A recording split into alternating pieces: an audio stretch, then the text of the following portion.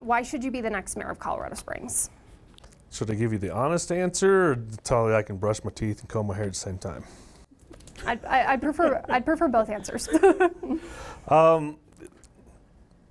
Why to be the best mayor? Again, who knows if I will actually be the best mayor? Just try to be the best that I can. And I think what we need now is leadership and accountability. What Mayor Suthers did to our city by shutting us down and forcing the shutdowns, using the health department as a police force, and just in just the city itself forcing the vaccine on people. That's not what this country is, not what it stands for. It stands for freedom, and we're supposed to have the ability to make our own decisions. And again, just being a mayor is actually giving that power back to the people and ensuring things are in place to where if something like a COVID pandemic happens again, what they did to us never happens again. Because even with our kids, the education that they lost, just the damage that's gonna be there for decades to come, it should never ever happen again. And if you want to wear a mask, it should be your choice, your freedom. If you own a business and if you want to enforce that, again, that's your choice, and your freedom should not come from the government. The government shouldn't be controlling us. We need to be controlling our government. Yeah. Questions have come up about your residency. You said in a previous TV interview, I guess I did voter fraud in response to voting in Pueblo County last year. Do you stand by that comment still? Oh yeah, totally. Because the reason why the voter fraud came up is because of the voicemail that was left. And because my residency was challenged by a news agency and a private citizen. And this goes back to, again, like, we should be able to face our accuser. Like, who accused me of lying? Because they said, it's under oath, you lied. Like, no, I didn't. I know where I live and where I been living. When I moved back into Colorado Springs, I still own a house down in Pueblo County. I thought I changed it online, and when I called to find out where I'd go and vote, they said, you're not registered here, you have to go down to Pueblo to vote. Whatever, not a big deal. Being in the military, being a contractor, traveling all the time, was always absentee ballot. Sometimes I'd vote from overseas, but it's where my house was. So again, to me, I didn't think twice of it, and like, okay, whatever.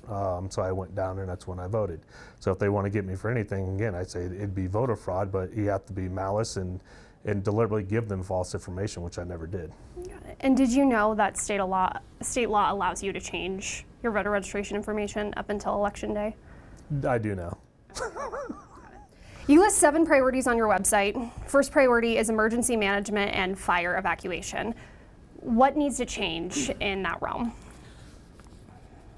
The flow of traffic, the congestion in some areas is really bad. A lot of residents, they claim it'll take them hours to get out. Just like when we had the big fire that ripped through here, just a few years ago, and it ripped through even Black Forest. Even then, some of the residents had a hard time getting out just because of traffic flow. We got to make sure that people can get out, or there's more than one way to get out. I ran into that same problem where I live, where there's only one way in, one way out, and they had an emergency evacuation, but we couldn't leave because the fire was on our road.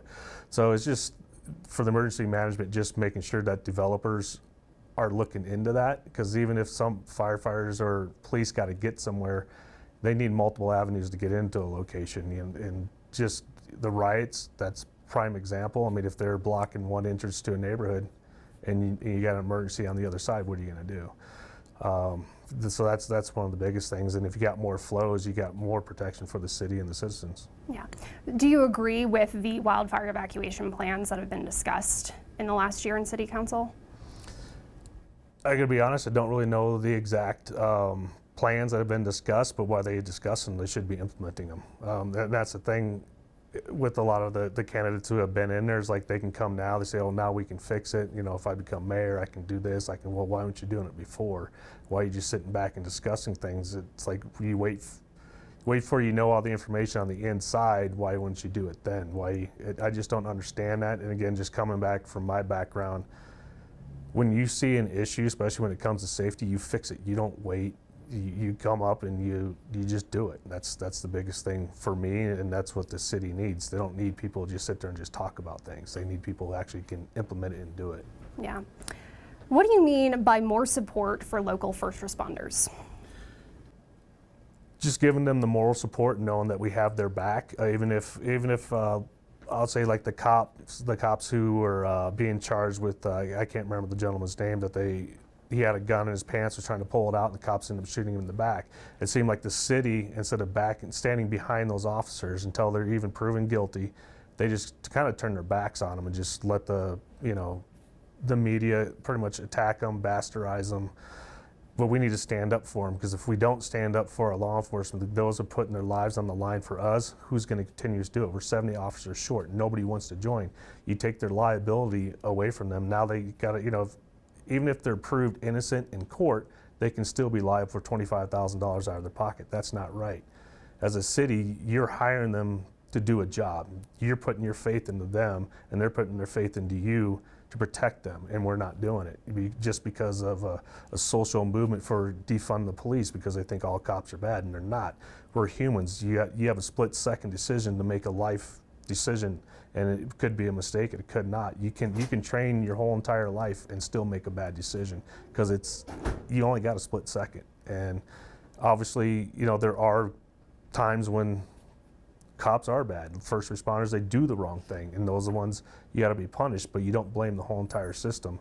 And in just watching the media, they don't really promote positive things that first responders and law enforcement do. It's always the negative is what you see, and we need to change that. And for me, being a mayor, that's going to be #1 priority, because they are wolves. They keep the wolves at bay. They're the sheepdogs. When we sleep, they're out there doing their thing. You just had that one officer who just fell off a bridge, chasing people, and that's about the only time you see something that's not really negative about cops. It's still negative, but why not promote positive when they're actually out in the community, helping the community? And that's what I mean by standing up for them. And I just want to double check, are you referring to the Devon Bailey case? Is that the Yeah, I think one? that sounds familiar. Got it. What will you do specifically as mayor to then promote that backing that you were talking about with first responders? More like showing the positive that they actually have within the community, and not just the negative. Again, you're always going to have a negative, because somebody's always going to do something bad, but start showing the good actually law enforcement do, how they interact with actually students in school versus just the negative when you have a bad kid doing something in school. Show what they do even after they leave their job for the day, that they're out doing other things as well within the community, just trying to promote that goodwill. None of that stuff seems to be there. And again, just to me, backing them up, even with their mental problems, so they don't have to hide it. With my foundation, Beyond the Battlefield, we've helped a lot of local officers to seek mental help because they don't want the department to know. And it's sad because of the stigma within, again, the military has the same problem, but not as much. A lot more guys are going to seeking help but the police force, again, they're still got that stigma. And just helping them just get that help and showing that the city will support them and back them up when they need it, instead of bastardizing them and making them feel less of a person. And it does happen. So do you want to see more investment in mental health resources within, say, the Springs Police Department? I'd say just in general, even with homelessness, it's a mental problem, it's an addiction problem. So it isn't just with first responders. You could have even a city, or even just a city worker, they'll see something and they'll get the PTS, they'll get traumatized from it. They should have to be able to go and ability to seek mental health. But there's a lot of foundations that do it, but we need to let them know that they're 100% supported, and it won't be a negative thing if they seek the help. Right? That's the biggest thing, because again, the ones that came to us, it was that they didn't want anybody else to know because of the negativity behind it.